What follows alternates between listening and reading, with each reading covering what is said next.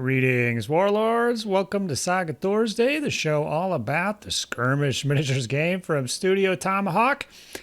I'm your host, Rodge, joined by Monty. Monty, how are you, my friend? I am doing very well, Raj. How about yourself? Excellent. I am wonderful. We are meeting after Adepticon 1 month later. Yes. The time flew by. I didn't do much painting. Did you? Have you been up to hobby stuff? Not Saga. Not Took so- a little not Saga break. Okay. Yeah, I just took a break, miniature gaming break period, I guess. So we're back. We're energized. We're going to talk about event preparation. So after going to Adepticon, we thought we would circle back around. We're old time pro gamers here. We know what's up when it comes to preparing for an event, but not everybody does. And even if you think you know what's what, just going over this stuff, I think could be valuable for you. So as always in these podcast style recordings, we got a main topic, but we do hit a few other interesting nuggets along the way. We're in the middle of a 2-month paint contest. So if you're watching this, Nice. It's already over, half over. You better get your tuchus in gear. But we'll talk about that soon enough. So let's jump in here. Big announcement. All Father's Day Saga Tournament, June 17th, 2023. Less than 2 months away as we're recording this. Yep. It's coming up. Good thing we're pretty much prepared. We got all the terrain, tables, the pack is out. A little play testing needs to be done, but they're just variations on old favorites. Monty, did you get a chance to look at the pack there? I did, and I've talked to a buddy or two of mine. Some people are painting new stuff just for your event. What? Come Yep. on. Yep. No, tell them to stop right now. That's ridiculous. So this one is an Age of Melee. We're going to let it all hang out there, any historical faction. I meant to specify it in the packet, but we are allowing the Skraelings to join the party Oh. as well. Wow.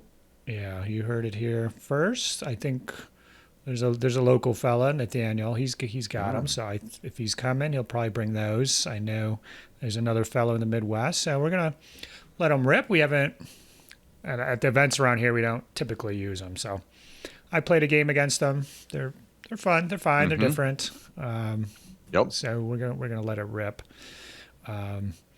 Did you get a look at the scenarios?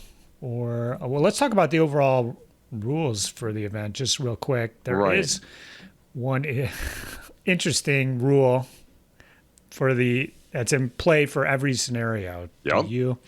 I'm putting you on the spot here. Do you know what I'm think- talking about? So, the packet has many things, but I think you're talking about the losses that are outside of melee counting as levy losses. Is that the one? Yeah, that's correct. So there was one scenario at Fimbulwinter where it played out like that. So we're going to try all 3 scenarios like that. So any model killed outside of melee, so shooting, Mutatawia ability, there's some things out there that'll kill stuff outside of melee.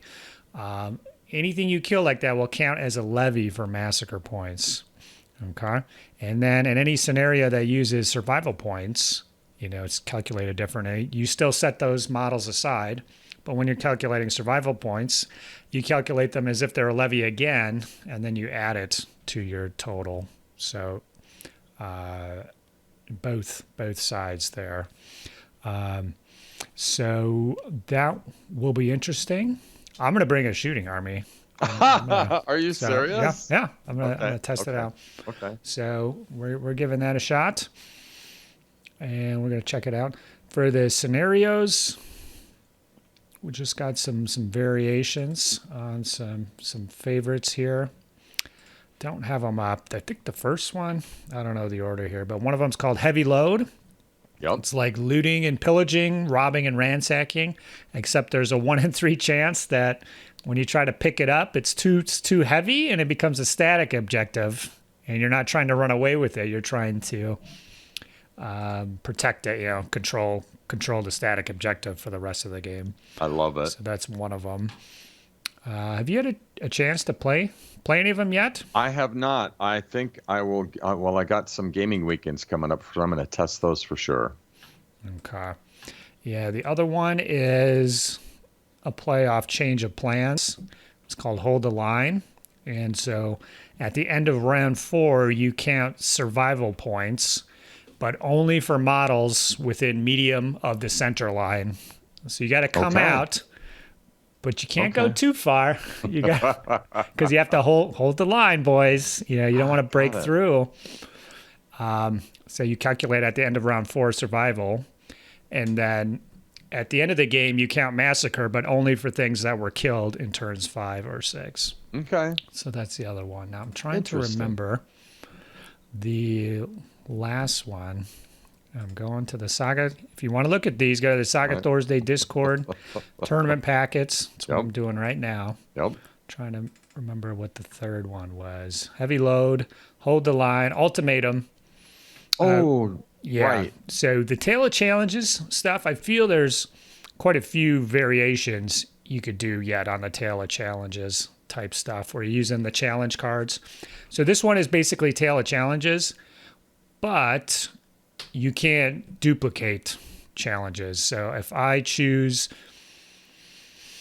I can't think of the name of one, First Blood, the opponent cannot choose. My opponent cannot choose First Blood. Okay. Right. So that'll be a little interesting there. Yeah. Because there are 2 or 3 that are commonly chosen. So if you get the first, kill the enemy warlord is a good one. So if you scoop that first, your opponent won't have a chance at it. So you might need to think of some alternate challenges for yourself. Nice. So that's the third one. The other interesting thing is, did you see I think all 3 of them have this little end of game dice cap. Did you see that? I did not. Yoicks. What is that? Yeah, so at the start of the game, first player rolls 3 dice, and second player rolls 5 dice. Okay, does that make sense? Oh, right, yep. So at the end of the game, the first player on turn 6, the first player can roll a maximum of 5 Saga dice, and the second player can only roll a maximum of 3 Saga dice for the last turn. So it's a flip. Yeah. So at the end of the game, though, everybody's depleted, so it could come into play. It could not, but it definitely, you can't wait till the last turn to do whatever the heck you were going to do if you're a second player. So I think, wow, I like it. We're giving that a shot for this one. So there's a little bit more to it than that, but that's kind of the gist for All Father's Day and the new scenarios. So if anybody wants to play those, you can hit me up with some feedback. Up until June 1st, I'm taking feedback, and I'll modify wording slightly or do those changes. But otherwise, it's pretty much set, ready to go. Okay. Unfortunately, I have a second event to announce here. On August 5th, 2023, I'm just throwing this out here. We got the Patreon playtest party. So this is for patrons of Saga Thursday only. It's a free event. It's a hangout at Saga Thursday HQ, Wausau, Wisconsin. And it's going to be at the same venue as Fimbulwinter. We're going to play some Saga. We're going to run some new boards and eat pizza, drink, hang out, and just have a good time. Nice. So patrons only are invited. So if that sounds cool, come on out. We don't know what book it's going to be yet. It'll just be a week or 2 prior to the event. So whatever we're using, it would probably be proxying stuff and, use whatever the closest thing. So it's going to be pretty casual event, and should be fun. Open to patrons. I've got another patron-only event here. This one's a digital event, Warband Building Challenge. So this is for me mainly, and trying to motivate myself to get some extra painting done. So I do like to pound out an army in 4 to 6 weeks. I did it last year for the Chaos Dwarves. I'm going to do it again, but I've been doing some painting for painting videos, stuff like that. Those 4, if you just do one a month, 4 to 12. I think last year I painted 16 cavalry models. So that's a couple Hearthguard, a warrior unit or something like that. So that adds up. So this will be for patrons. We'll set up a special channel on the Discord to track our progress. And we're just going to do 1 point per month.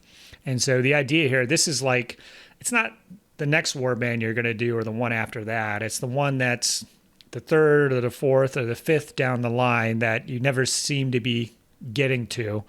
And this way, you just chip at it a little bit each month. And at the end of the year, you'll have a new warband ready to party. So if you're a patron interested in that and joining, we're going to try to hold each other accountable and get it going here. Nice. Bonnie, I asked you earlier, are you going to join this? Could you slow yourself down that much even? I could try, or I'll just hide them and bring them out of the cupboard each month. That's the other thing too. Yeah. They're done on June 7th, and then they just have to sit in your closet, and you take them out and take a picture every month. Look what I get, guys. Woo! Just barely. So yes, I'm not totally sure what I'm going to do for this, but so in the month of May here, it's a month for trying to figure out what you want to do, and then getting the models for it, and then doing some test paint jobs, so you're ready to hit the road running in June. I've got my army in mind of what I'm going to do for like my 4 to 6 week, just get it all done in one go. But I don't have what I have in mind for here. So it could be Normans, could be the Muslims. Those are kind of the 2 that are in the running, but very good choices, both of them. Yeah, I don't know. I like the footsore Britain models. I've always wanted to do those guys. Yep. And you mentioned you can kind of use those for Age of Invasion Romans or even like Goths, you were saying, kind of. So I do like those. I've still got to do something for Alexander and Hannibal. So could be something there. There's too many options. Too many books. We're going to go on forever if we keep it going here, but just want to make people aware of that. Probably the last time I'll mention it on the air here. So, okay, let's move on to our main topic, Monty. Awesome. So, this was your idea. You came up with a document here. Usually you're just my arm candy. I just have you around for looks. But you're taking the lead here, trying to prove your mettle. I could write a script. Okay, so we're going to go through this. We're going to have some fun, and then we'll talk a little bit about the paint contest and kind of wrap it up. So, okay, Monty, can you define tournament versus event? Is there a difference in how you would get ready for one versus the other? Ooh, that's good.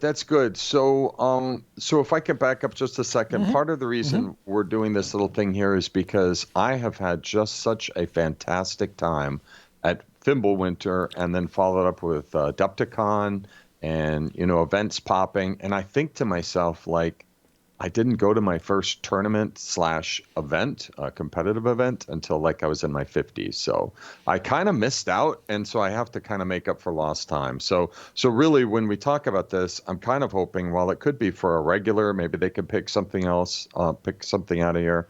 I'm kind of hoping to nudge anyone who like is thinking about events or tournaments, but they have maybe some angst or anxiety, or they're not sure. They've heard some stories. So hopefully, maybe listening to this, we could kind of like explain what it's all about. So to your question, I think there is a difference between a little bit of a difference. Maybe it's semantics between a tournament and an event.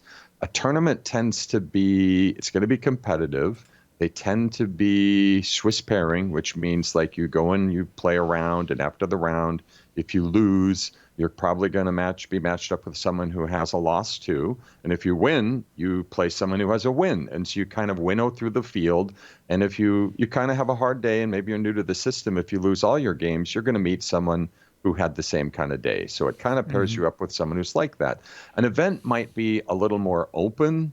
We have an event here, Saga. Well, we have like Saga Sunday. That's just a game day. But we also have Saga Storm, which is more formal, but it's still like they're not keeping track of individual wins and losses, kind of team stuff and themes and color. So tournament tends to be competitive. Event can be a little more themey, but truthfully, sometimes we use event because people hear the word tournament and they might be a little put off. So it's not exactly black and white. Does that track with your experience, Rodge? Yeah, definitely. I would agree with that. And yeah, I try to use the word event actually. Right. So for I my think Infinity, so. I like that. I just kind of default to that, especially if there is, so like in my Infinity event, there's weird stuff happening between rounds and stuff like that. So I think it sets a slightly different expectation where you could just more chill. Anything can happen versus tournament. So yeah, I mean, a kind of Saga Storm versus Fimble Winter or Terry's Awakening the Iron Harrier tournament in Chicago was a little more laid out. So yeah, I agree with that. If you're new to Saga, Monty, can you still turn up to an event? You absolutely should. That's my whole point. Like when we do this today, I really do want to kind of nudge the people that are on the sidelines who've thought of it, but have some concerns or anxiety that they should give it a spin. There's many reasons why you might do this, why you might want to take this chance. If you turn out for an event, I guarantee you, if your talent level with your warband is at X, and pick a number for X, let's say between 1 and 10, brand new being 1, 10, you're an expert. If you turn out to an event, I guarantee you, after you've played it for a day or 2 days through an event, you will be better on the other side. So that's a very good reason to come out to an event, is just simply to get better at Saga and get better playing your board and seeing other people play and having that fun experience, right? Another reason I would really plug this is it is such a good opportunity for you to make new friends and connections in the community. And as we were sitting here getting ready, I remembered something. I mean, this is just one of many of these connections, but I was at an event and there was someone at the event that I'd never seen before, and that happens, right? And, some people come and you never see them again, but I saw him out in the parking lot. We struck up a conversation, names, then connected through Messenger. I got him to try Saga, and we now play the similar systems locally here, and he is my friend. And it's like if I hadn't seen him at the event, because he's kind of far out, like quite a ways far out from the cities here, I just don't know if we would have made that connection, and I just don't know if we would be friends like we are. So that's just one example, right? I'd also say that for me, and I think for a lot of people, these events are just stellar to put wind into your sails for painting a new warband. And you if you're lucky and you have a little hobby space, you sit down there and you're like, you could do anything. Okay, you got to winnow that down, right? So if you sign up for an event and the event is 3, 4, 5 months out, or maybe even a year out, and you kind of put that in your calendar, you can start saying, okay, at some point I need to sit down if I don't already have a warband for it. I need to paint something up for this event. This event is Age of, let's say, Ancients, and I don't have any. So you're like, okay, well, let's go look at some models, talk with your friends, make a plan, and then execute it. So events really drive my hobby mojo at the highest level. And as I get closer, sometimes I have good ideas. Sometimes I'm a little desperate, but sometimes as the pressure is applied, I sometimes will come up with like that theme that was missing. Like I wanted that extra little sauce for my board or what I'm doing. So yeah, the event is a great catalyst for hobby mojo. And then I'd also say when I go to these events, as I play against other people, as I look at other war bands, as I look at their display boards and think about things, I start thinking, that looks fun. I think I want one of those. So it can kind of spark you after the fact. Like maybe you decide, like having looked around, you're like, oh, those Indian armies are amazing. And I don't have an army from Age of Alexander, and so maybe that's how you land on one. So definitely really, really fun reasons to turn out for an event, even if you're new. Yeah, absolutely. I definitely agree. So just to circle back around, so it's one of the best ways to learn how to play. So even if you just have a couple games under your belt, I definitely would recommend the Saga crew. I don't think I've ever met an unfriendly Saga player. Agreed. Compared to some other game systems. So yeah, playing those 3 games in a row, you can take the lessons you learned in the first game and apply them in the second game and the third game. So, you can really level up your game quite quickly compared to playing once a month for a year or something. You could see more progress in your skill, within one day at an event. Just being able to use the lessons immediately instead of forgetting what you learned last time, 4 weeks ago. You're like, oh yeah, Right. I should have done that. And I meant to do it last time and the time before. And then, yeah, just meeting new people, meeting a player, even just kind of learning, because people will play the same army as you, but things will be very different. So you're just kind of firing new pathways in your brain, new neurons are firing. So all around, great reason to get out there and just keeping your mojo going. We know I'm not the fastest painter without the last minute tournament painting though. It'll probably be half as much as I got. So I definitely like to use those events to motivate me. And yeah, if you're not a competitive player, Monty, should you still go to a tournament? I think you're going to know the answer, right? You can kind of guess some of these, but yes, absolutely. Oh, I mean, okay. that is a component, like competition and trying to do well and, have a game, try to win one here and there. But there are so many reasons outside of the competition to come out to an event. And I would say the more I do this, it just really is driven home for me that, I mean, it just makes sense, but I'll say it. Half the fun of an event happens before you even show up at the event. Like seriously. So let's just take Fimbulwinter. It's on the calendar. You announce it. You drop the package. So me and my friends, we start looking at it. We're chewing on it. We had plenty of time. So we started thinking, do we want a new warband?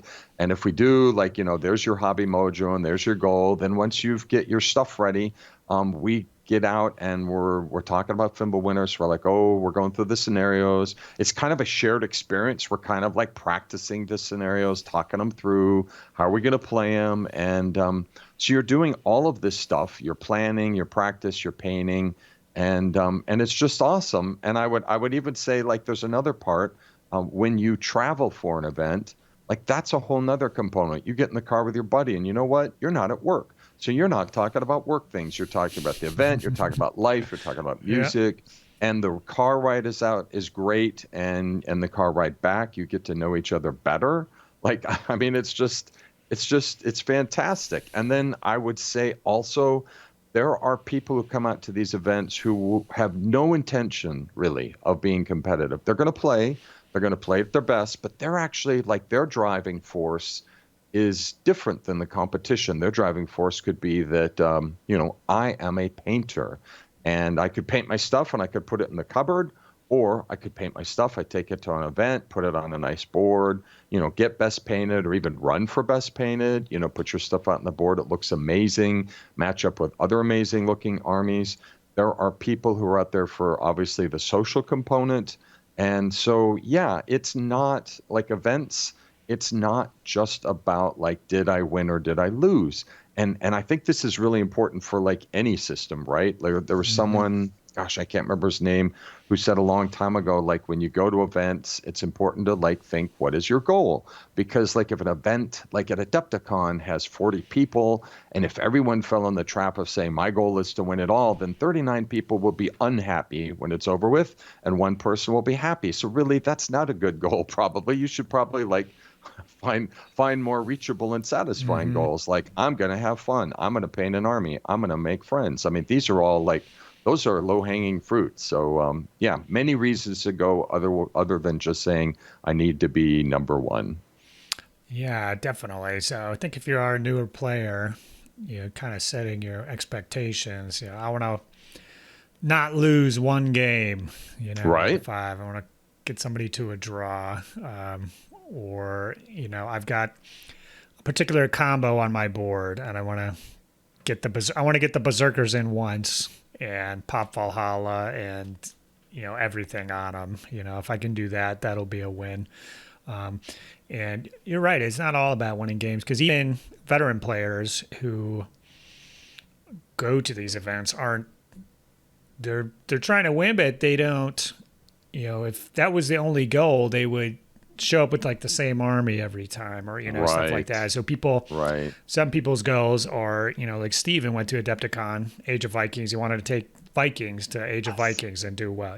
So he didn't Yep. think that was the best army by any Right. stretch, but he wanted to show that you could do well with Vikings. So even among the competitive players or something, you're not gonna just run into this brick wall necessarily. Like me, I'm using the Heathen army, so I'm taking every variation of it I can. So I've taken 6 or 7 different factions, and are they the best ones for each of those events? It's just the one at the time that's ready to go.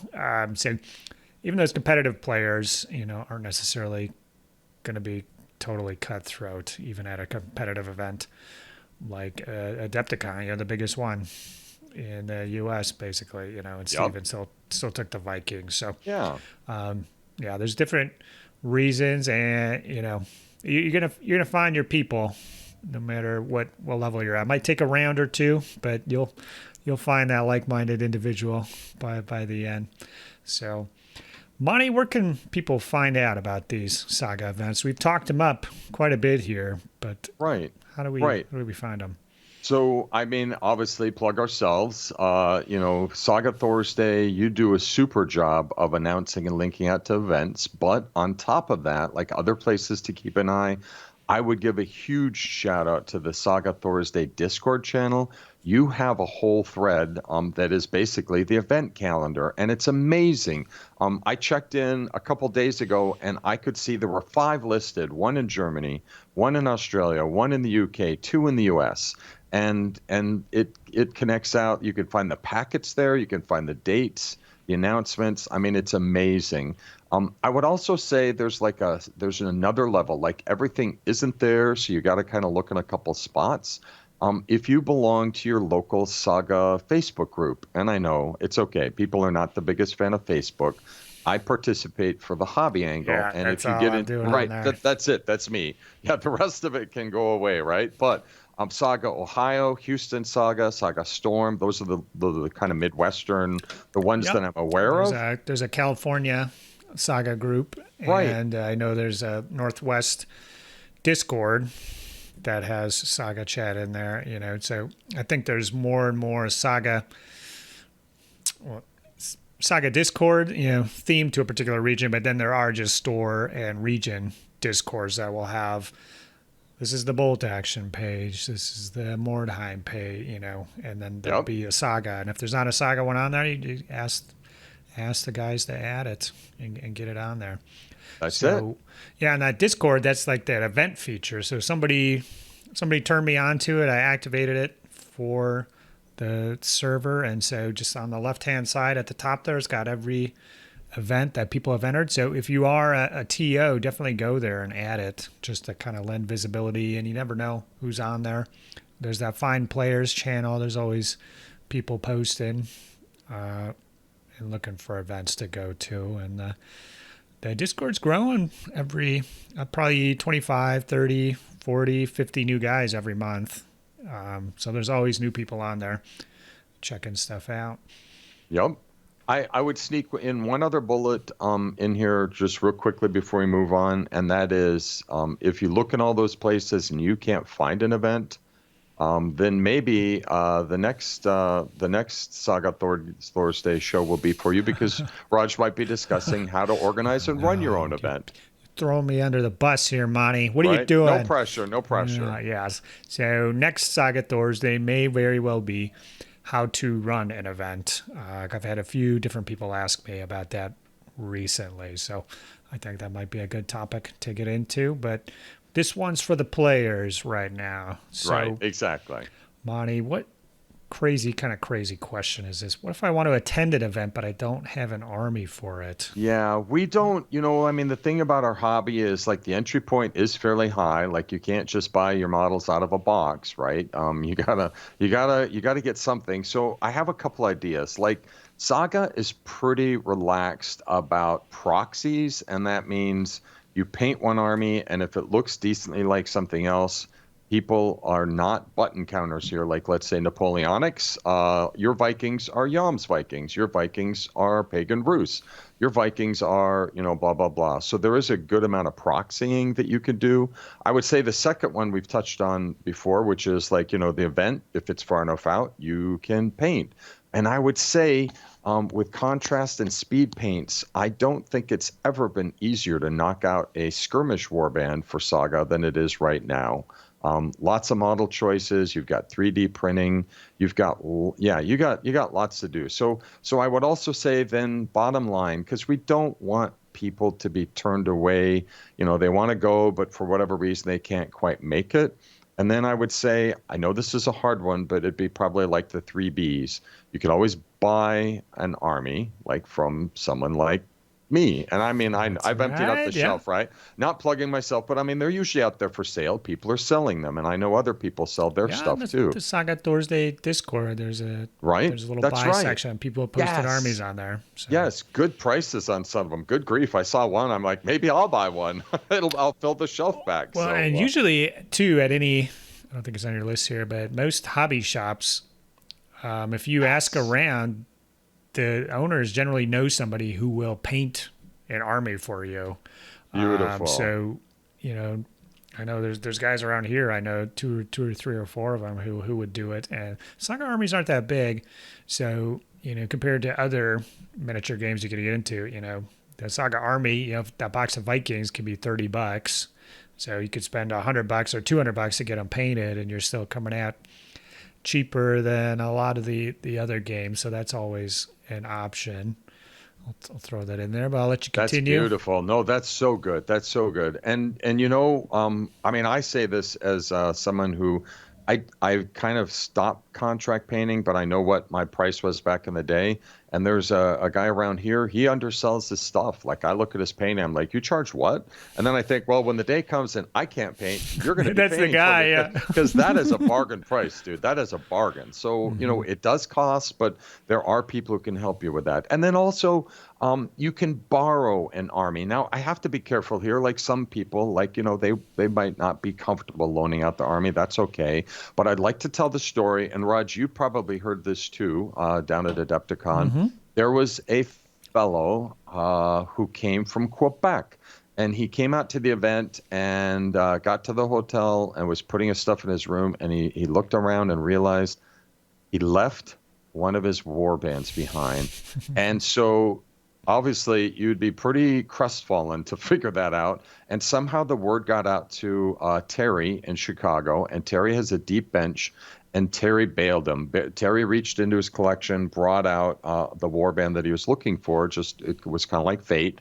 And so I'm just saying, I'm like, there's not 100 Terrys, but there are Terrys out there in the hobby. There are people who could help you. There are people who'd be happy to help you. There are people who could get you a loaner army so that you could turn out and play, because we really do want to grow the community. We really do want people to turn out. Absolutely. And I think this is actually an option for veterans too. If you are sick of your slow painter and you don't have the next warband ready to go, but you kind of don't want to take the same faction you've been using, definitely reach out to your buddies and the guys who are going to be at the event if you are chummy. So Terry, there's only one Terry, Monty. There's not hundreds of them. That's right. There are not. So I was going to borrow for Age of Viking. I was going to borrow his Goth army. Because I was trying to think about what I could do. And then once I looked at the boards, I realized I could do the Germanic peoples with my own forces with just a few additions. So I ended up turning it down, but he was going to let me use them. Oh, and good man. That's a great way to play an event too, because you're just going to have a blast. Because if it's an army that you've never played it before, it's not even your models, you're at a competitive event, what are you doing there? That's where, like, if you do anything in a game, you're going to have a good time, because your standards are so low, which is kind of like what a lot about, life is about, just expectations. So they can't get any lower when you're borrowing somebody's army and just showing up. And I used to do that in the Warhammer times as well, borrow somebody's orcs and just try to get them to work and, just laugh it all the way as they fail spectacularly. So I think, great for a new player. I know definitely as a TO, if there's some local guy in the area who wants to play, I'm going to do anything I can to get him an army. So I would definitely reach out to the TO to see if they know anybody, if you're kind of newer and don't necessarily know a lot of people, because they want as many people there as they can. And any Saga veteran, they got 2, 3, 4, 5 armies on the shelf ready to go. So definitely consider borrowing at all skill levels. Monty, is it okay to steal? You didn't say steal. It's usually beg, borrow, or steal. Yeah, steal. Probably right? Not steal.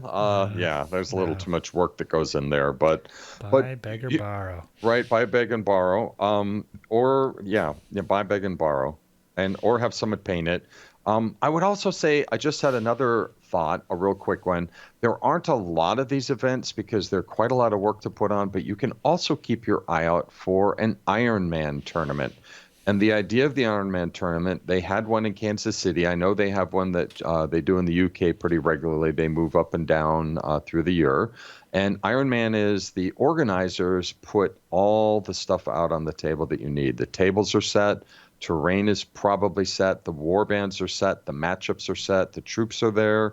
The boards are there. The dice are there. You show up and you randomly get assigned to tables, and you're going to play random warbands for the day. So there's an example. You don't have to bring anything. The TO does all the heavy lifting, and it's kind of crazy, but it's an awful lot of fun. Mm-hmm. Yeah.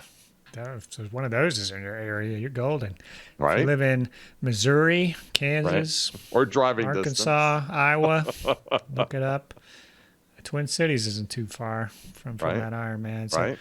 That's good. I didn't know they did one in the UK too, but that's awesome. I would love to go to one, and I might be headed there this year. We'll see. Same. We'll see. Okay. You got a bullet point here, Monty. How do I select a warband for an event? Right. So, first of all, look at the packet, right? And I know it could be a little hard. Like, everyone doesn't do it the Rodge way, but I'm assuming that the event you're thinking of going to has at least announced what book or ages are allowed.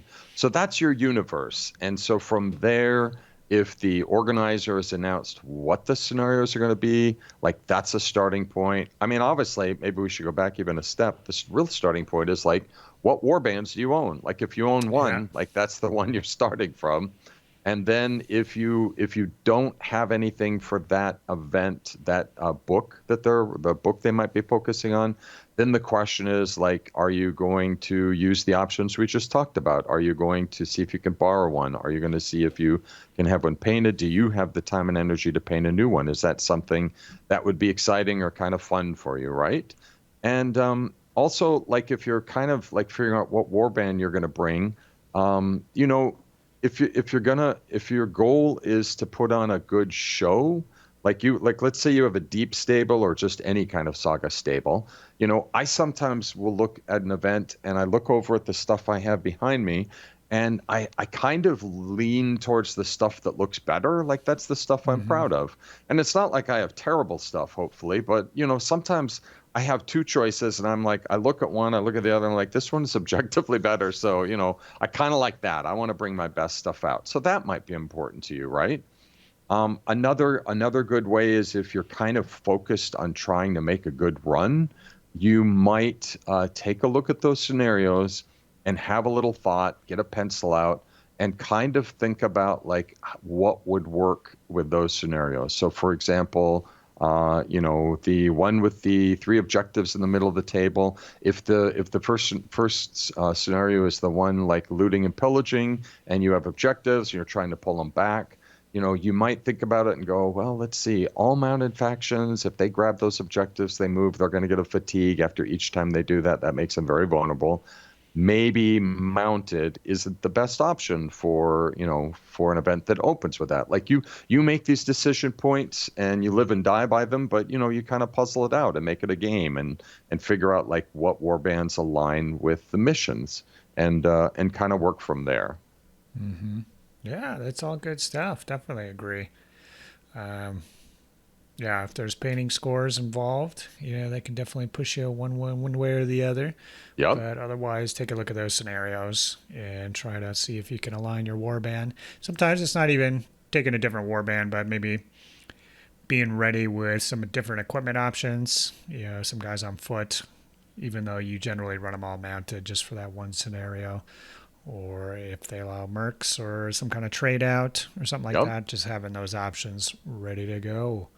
The options are huge. I like that one because I'm thinking about Hamza joking one time about going to I think it was the Polish Grand Melee. And in the podcast, I remember he talked about next time maybe he needs to bring a warband that can have 100 figures, all options, put them in a box, take them on the plane and puzzle out, puzzle out in real time. Okay, foot, mounted, heavy weapon, shielded spear. But yeah, no, seriously, the warbands that have many equipment options, if you have all those options painted, that's a pretty nice plus in any event. Mm-hmm. Although it's good, but it can be a double-edged sword if you never use the 2 points of warriors on foot and they're always mounted. Definitely get a practice game in using the alternate equipment options because you might find they play very differently. Yeah. When they're not moving L versus medium, and you know what? Screw it. I'm just gonna stick with the horses regardless and go grab the objectives that way because that's what I'm used to. Exactly. And Rodge, I have to also point out there's theory hammer, right? And then there's reality. And it was only just a few weeks ago we did a show. Well, a few weeks ago. It's actually been more like a month ago. We did the show about when I had the luck of finishing top spot at Adepticon with the Other World, and I had all options in the box. I have painted that army off and on for 2 years. And you said, Monty, how often did you trade out your equipment? And I was like, hardly ever. Yeah. I just had a lock in, and you get kind of tired, you get focused, and then it's I have these options, but I didn't really rattle around in the box. I just kept grabbing the tried and true. Mm-hmm. Yeah, there's something to be said for that. So consider the options, but don't automatically switch over, And if you're flying, it might be hard to bring all options, as Hamsis pointed out. All right, Monty. All right. Speaking of practice, I'd like to practice the board before the event, but I don't have any local players, Monty. What am I going to do? Oh, this is so good. This is my favorite because I really leaned into this last year. So Tabletop Simulator, we may have maybe mentioned that 3 or 4 times before, but Tabletop Simulator is your friend. And it's your friend in so many ways. It's a way that you can play the people that you meet at these events who live in other cities. I get to play Terry in Chicago. I get to play Steven and his gang out in KC. I can play with people in Germany. I can like get a little peek into metas outside of the Twin Cities. And it all starts with just having Tabletop Simulator and setting a time for us to meet up and just have a digital game of Saga. So it is such a good tool. And you can get your matches through the Saga Thursday Discord again at almost any time. Yeah, that's a great way to do it. Otherwise, I know there are. Joe from Northern Tempest came up with that solo scenario there. Right. So at least, yeah, they're kind of mindless waves coming at you, but you can kind of practice your combos and kind of assess and see how things are working there too. So that's also an option. But yeah, Tabletop Simulator might be your best bet there to get some games in, and then just even if you have local opponents, it can be a good way to test those new equipment options before you go out and buy the models and start painting them. So speaking of that, so what's a good way to approach practicing for an event?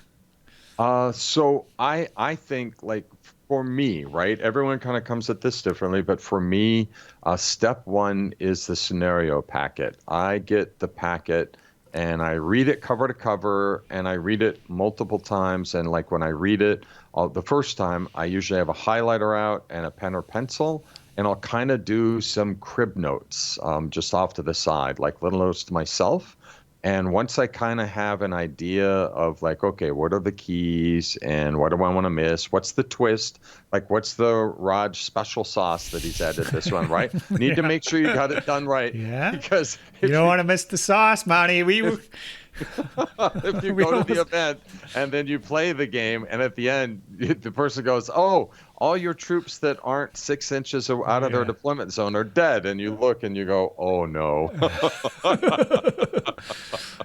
So yes, attention to that sauce. It's very important to know the scenarios. I mean, again, you can come at it casually too. You don't have to, but I do read it. I mark it up. I make notes, and I would say I go a step further, because especially when I'm on the road, I do not sleep very well. When I don't sleep very well, my mental capacity starts declining a little bit. So when I'm marking up the scenarios, I sometimes, like over time, especially once I've had a little time to chew on it, I'll start like making little notes to myself, which I can ignore on game day at my own peril, but at least I have notes. And so on game day, I might look down at my notes before I jump, and I'm like, oh yeah, blah, blah, blah, there's that thing, got it, dial in. I would also say, like, okay, fine, you've done that. That's kind of boring, but you need to get together with your buddies or on Tabletop Simulator if you can and practice. And like, you don't have to do it. Like, this isn't like you must do this. It should be a fun thing. So like, you and your buddy turn out, you each have your own little secret notes, and you turn out and you bash, these two factions together and see how it turns out. And I would throw one other little twist in here, because this is an easy mistake, and it's one I made in my early days of Saga. When you're doing these fun, friendly runouts with your buddy, at some point, you probably don't want to keep playing the same scenario with your same two warbands over and over again, because chances are you probably won't play each other. So all those games playing just your Anglo-Saxons against Vikings aren't going to be very informative. You could get into a groove, but the wrong kind of groove. Exactly. And you're still stuck in that groove when it's time to get out of there before the train's coming. Right? Yeah. Definitely take a look at those scenarios. You could practice them a lot with a variety of opponents. That'd be great, but at least look at them enough so at no point during the event you go, oh, well, if I would have known that. So you want to avoid having to use that phrase, or kicking yourself in the butt or slapping your forehead. So definitely familiarize yourself enough with them that the secret sauce doesn't sneak up on you. So, all right. Any other tips or tricks, Monty? Yeah, these are pretty basic. They're things I should even know, but I still stumble on some of this stuff from time to time for different real life reasons. I would say like your hometown events are very easy. Like it just means you wake up and get in your car and go to the local event.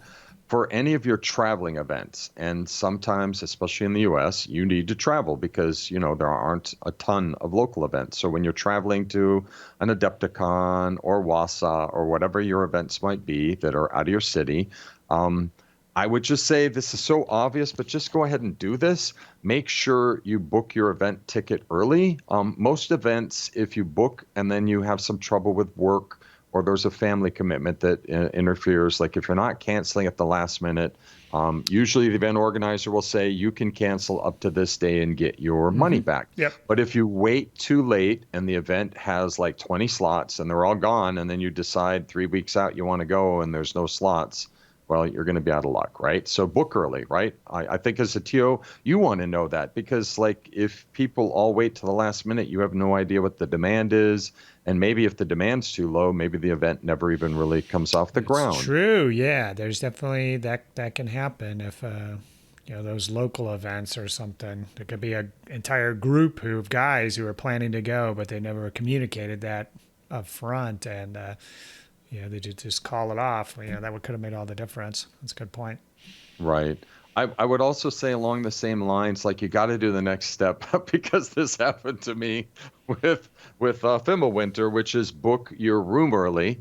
There was a site, right? There was an on-site room, and I knew it was there. And to be honest, I don't know if a butterfly flew by. I got distracted, and I didn't book it right away. And I went to book, and it turns out there was like a hockey tournament in town. Yeah, there's And right. And that's okay. It all worked out. But the point is, like, it's generally easier in all ways to be on site. Like if the event's on site and the hotel's on site, that is the ideal way to do it. I somehow also fumble bummed this with Adepticon, and I was at the big site and I had to schlep over and back, and that's fine. It all worked out, but it would have been so much easier if I was just on site. Yeah, it's easier. Makes it way more fun, really. You can, if you got to take a dookie, you just go back to your room. You don't have to use the public hall. You can go up there, shame. grab your snacks. If you're drinking or whatever, you don't have to worry about calling an Uber or laying it off there for your ride back. So definitely improves everything. Just getting that room on site. Any other tips you got for us, Monty, here? Yeah, the very last one. And again, everyone has to come at this in a way that works, but I would just say back to the road trip element. Sometimes we do stuff solo in life, but like, why would you drive solo if you could ride with a car load of fellow Saga fans or your buddy or someone that you don't know very well, but you're like, hey, we're going to carpool to Chicago. And the more people you get in that car, frankly, up to a point, the better it's going to be. It's a chance to, like, as you drive out again, catch up, share.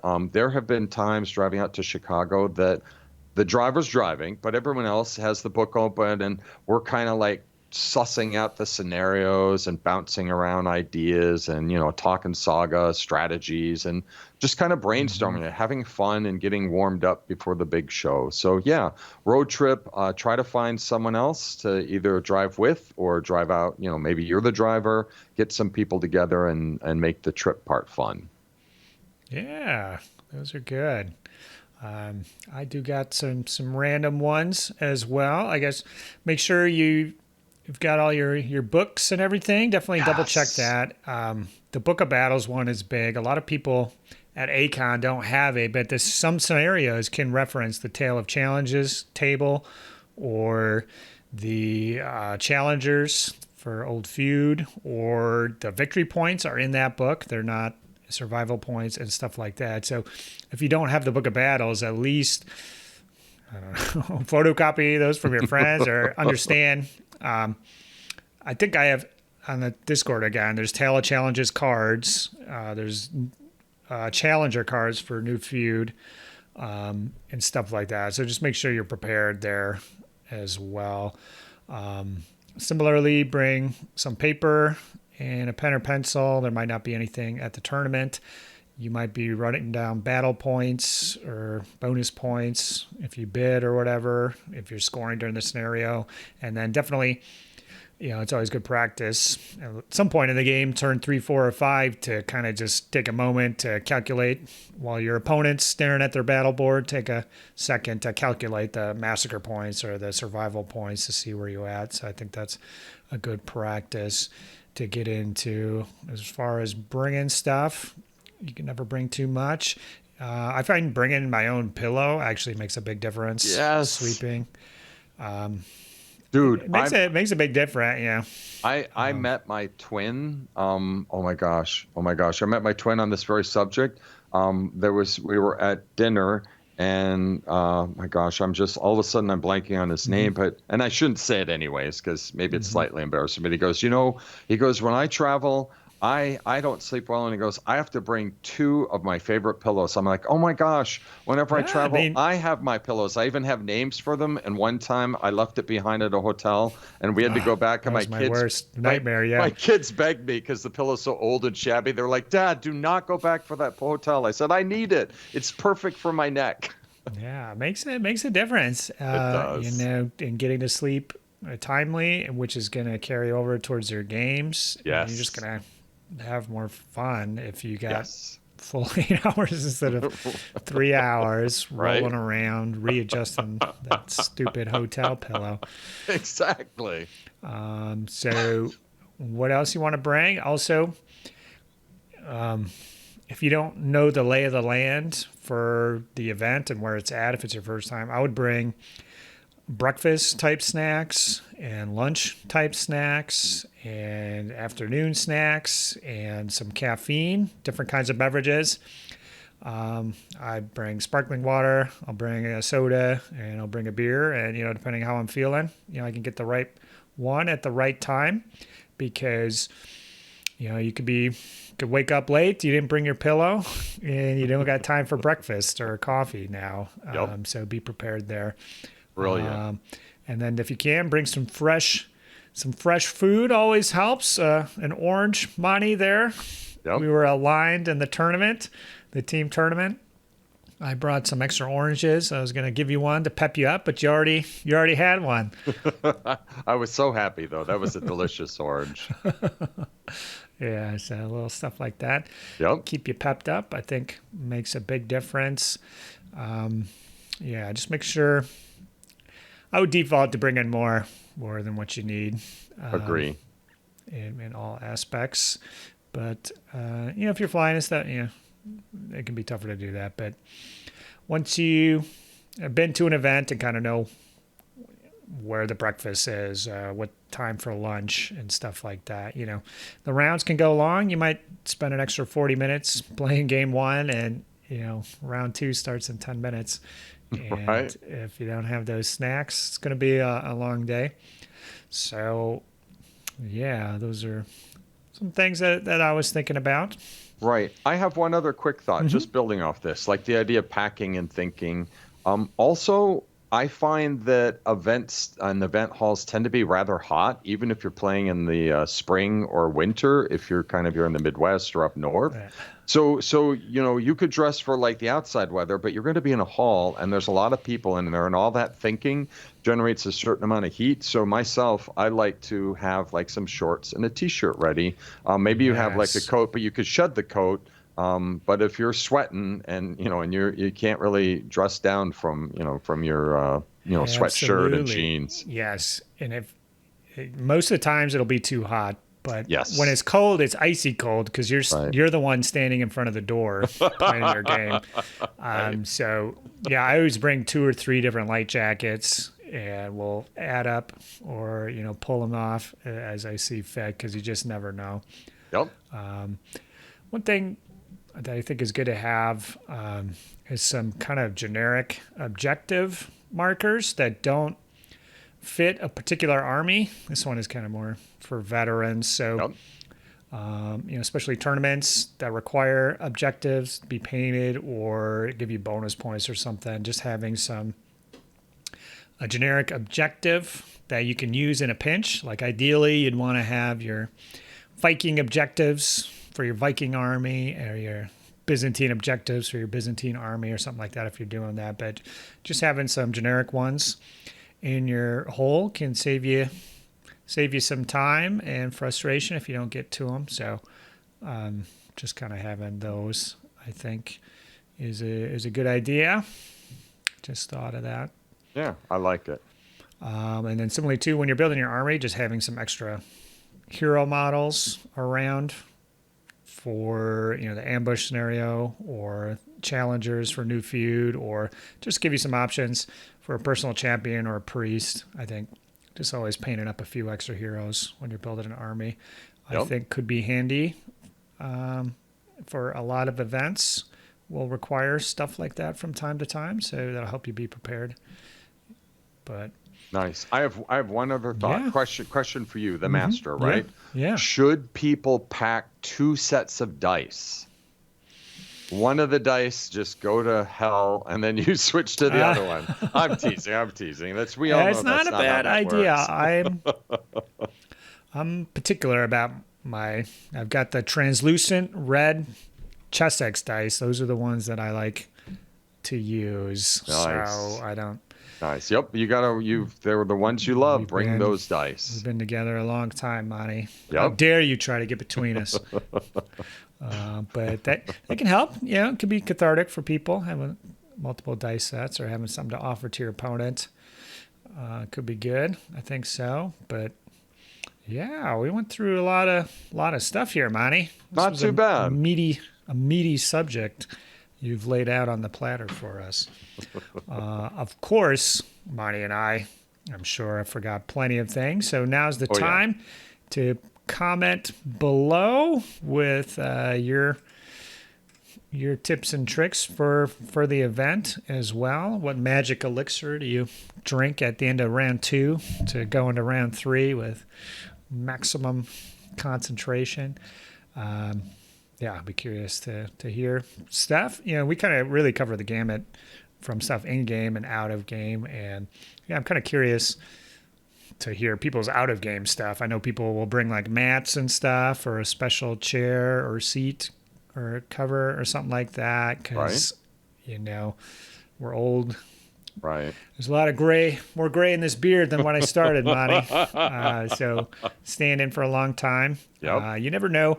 Sometimes tables can be quite low at events. And then especially sometimes at hobby shops, they can be quite high.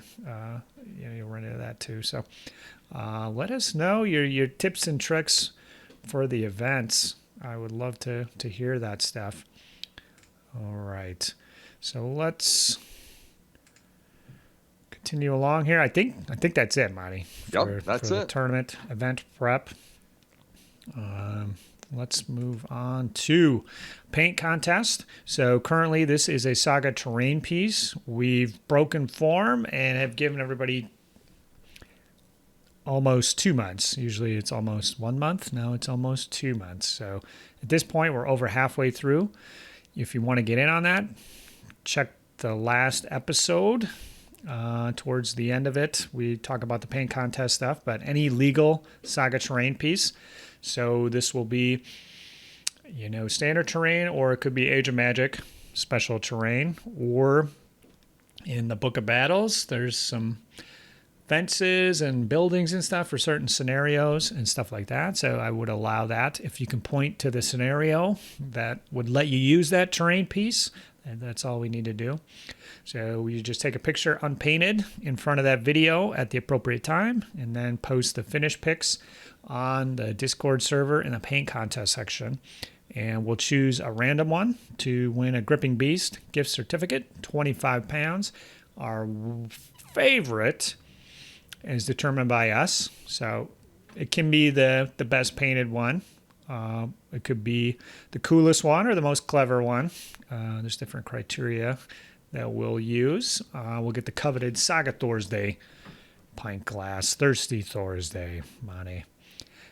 So head on over to the paint contest. Is that it? Did you have? That's it. Is that the Thirsty Thursday? Thirsty Thursday. Love this one. Yeah. So Monty, he got one. He's always the champion of my heart. So I had to give I'm him the one. thirstiest. Yeah. All right. Moving on, Saga Thursday Discord server, which we mentioned 10 to 15 times this episode, is posted below. The link is in the video description, okay? If you ask me on Facebook, I'm going to tell you, go look at a video. It's in the description, okay? I'll just say that. We had 837 members, growing strong, very active, a lot of chatter going on there. Very cool to see. So head on over there. The Discord server is not the only way to join the community. We got the Patreon community. So if you want to get on the Patreon playtest party, the Triple P, or the Army Painting Challenge, the Saga Thursday Patreon is the way to go. There's different levels. You can get one-on-one chat with me. You can get models. You get discounts. You can win loot and stuff like that. You get to watch the videos ad-free. You get access to the Patreon-only Discord server stuff. Am I forgetting anything? There's a lot of stuff there. Yeah, there's a lot of benefits. There's polls. You get secret knowledge about the events coming up. Yep. So for the patrons who can't make it to the playtest, we're going to have a special video about the playtest and some of the information there. So you'll get kind of some of that same information. I might try to do, for that playtest, I might try to set up like a live stream or something for the boys who can't make it in Europe. Nice. and such, just so they can join in, crack a cold one while they eat a slice of pie. Yeah, head on over there, check it out. There's a few different levels. Everything is greatly appreciated, and the more patrons, the more Saga Thursday videos there are. And speaking of those, next month, Monty, Adepticon coverage continues. Nice. I'm talking first with Steven, who is the best general in the Age of Vikings event. And as we mentioned, he was playing Vikings. So we are going to hear from him. That one's recorded. It's a good one. After that, you won't believe it, but I got the Silver Fox himself, John Stentz, and Eric Hagen, both on the line at the same time. The team tournament champions for Adepticon. So we're going to hear about their games and everything else, how they pulled it off. So we got that one covered. And then just this last month, the one thing I forgot to mention, probably the most important thing, is there's Patreon-only Saga Thursday videos every month. So that might be a good reason to sign up. But the last month was the Germanic Peoples Review / Age of Vikings tournament breakdown. I was the winner for that event. So that video, I talk about my board, I talk about the army, I talk about my games and opponents, and kind of how it all came together. So that was a good, interesting video. So between those videos coming up and these ones, we've got all the champions covered for Adepticon. But I will say there's one last ACON video that'll have to wait for June. That's the battle report with Terry. So that one's coming up. We recorded that one at Adepticon as well. But that is pretty much it for this one. Like I said before, definitely comment below with your tournament tips and tricks. You know, it could be game stuff, could be stuff outside of the game, anything along those lines. I would love to hear that stuff. If you have any events coming up, definitely get onto the Saga Thursday server, post those in the events area. People want to know, Monty. Yes, they do. Okay. Now, I think that's it. That is Did we it. cover everything? Holy smokes. Oh, yeah. All right. So, all right. We're going to call it here. Oh, I forgot to do the thank yous, Monty. Oh My gosh. Oops. I'm sorry, guys. I'm a real muddlehead here. I want to say thank you to Terry, Patrick, Sean, Mitchell, Kevin, Scott, and the other Saga Thursday patrons. Monty, you're down there. You upgraded. Good to see. We had some new ones since last time. Josh, Steve, Adam, and Britt. Thanks, guys, for chipping in there. Much appreciated. Now we can finally say goodbye. All right, Monty, it's been a good one. I'll check you next time. Keep it Talk real. to you later. See ya. All right, bye-bye. Saga! If you'd like to see more Saga content, consider joining the Heathen Army over on Patreon. or popping on down to the Saga Thursday Discord server. Links below. Thanks, guys.